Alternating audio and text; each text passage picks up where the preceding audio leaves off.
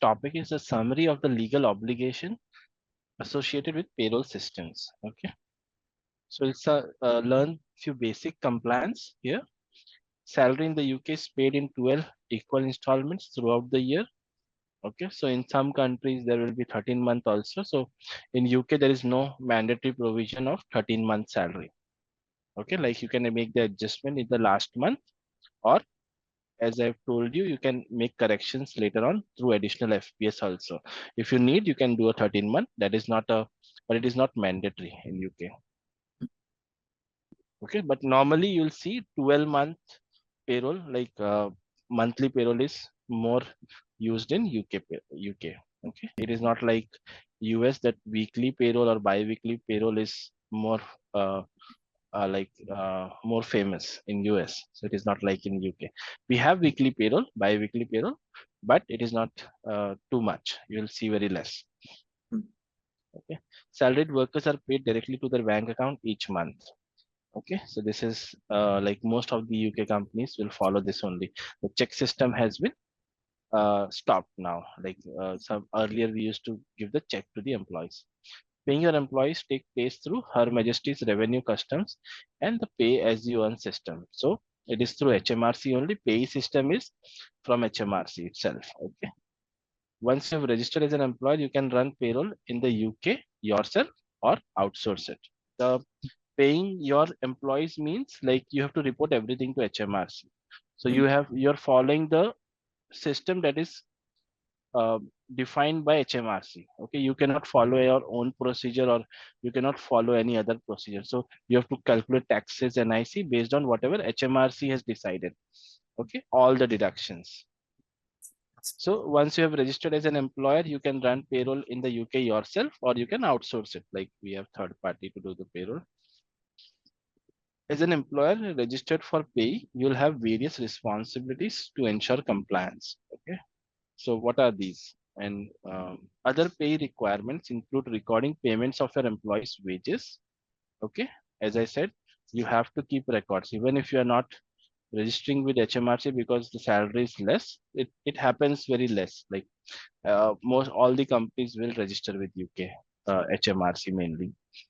Okay, so employee wages. If you pay through wages, that should also be recorded. Like or it means employee salary.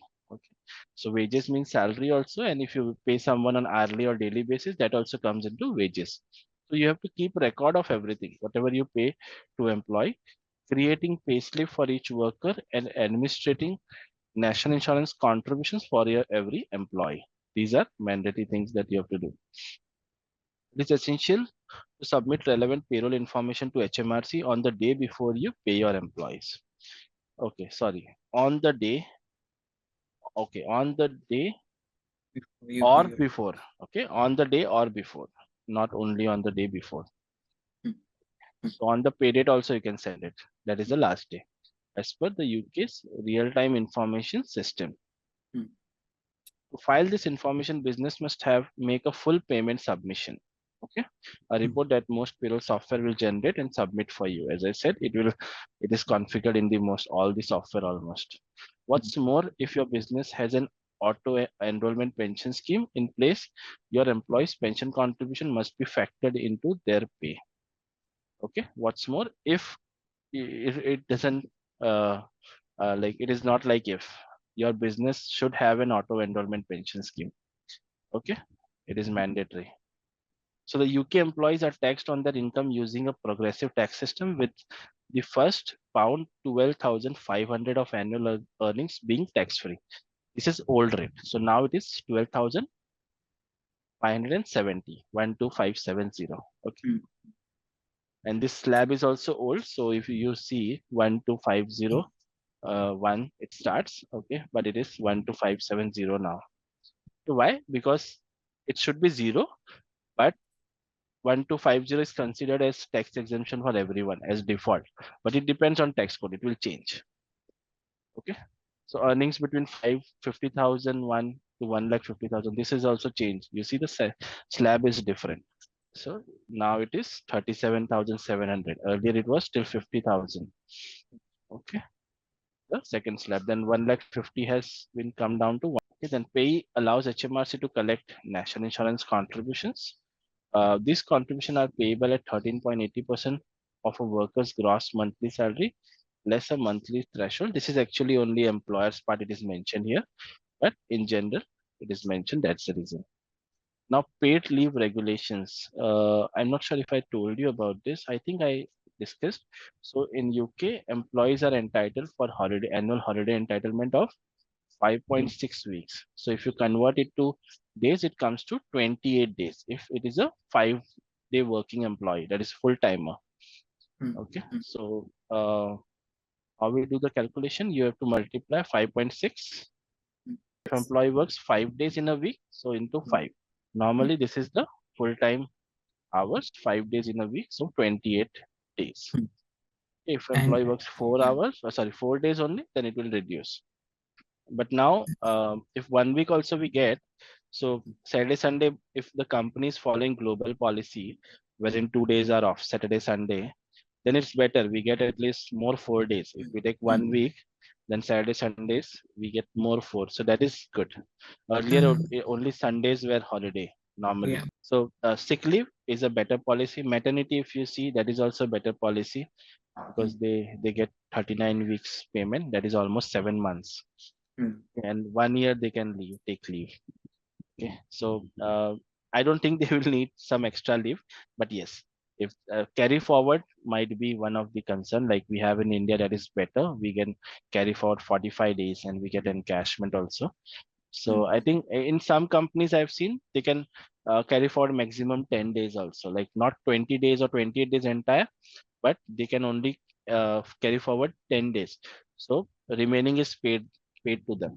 Okay, whatever remains apart from that.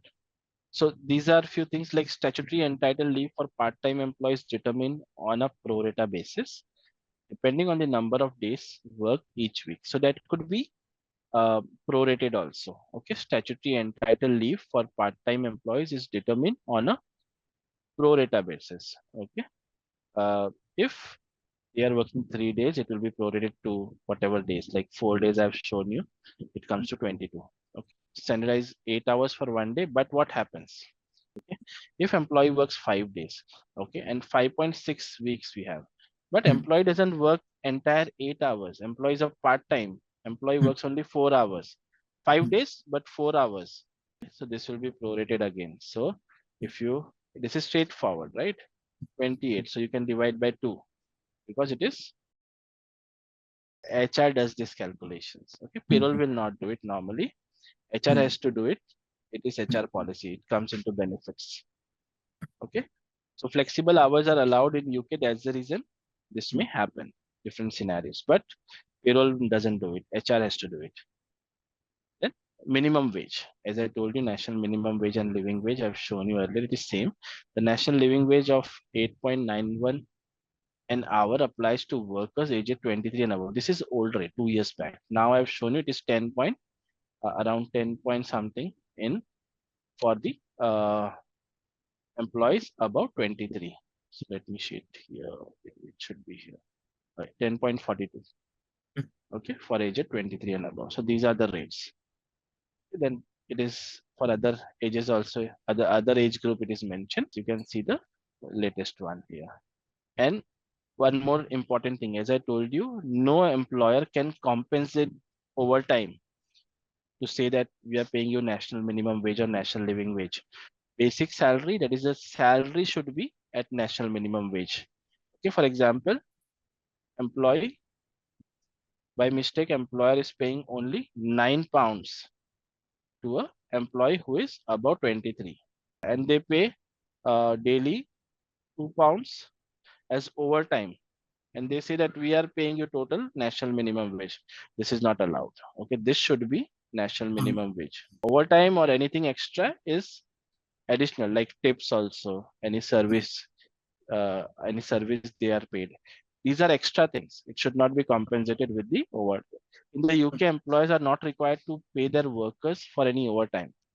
Okay, it is not mandatory, but companies have their policy to attract employees. They pay overtime if they can work extra, but there is no provision If employee can deny, I will not work more than 8 hours, they can just go.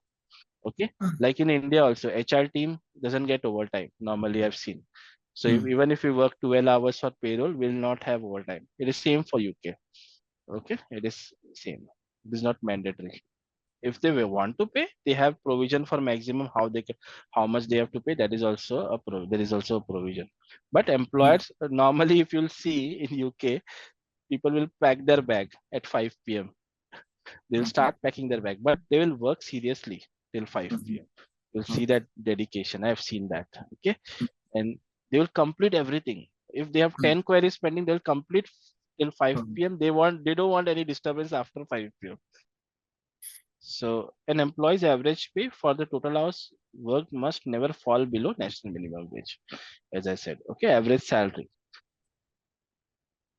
Additionally, employees only have to work overtime if their contract explicitly states, as I said, there should be in the contract, company is saying that the same, and nobody can be forced to work more than 48 hours a week unless agreed in writing.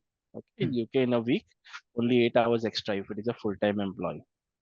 Okay, so if they want to work 4 hours, 4 hours, 2 days, that is also fine, or 2 hours in 4 days, that is fine. Okay, so 5 modules ended.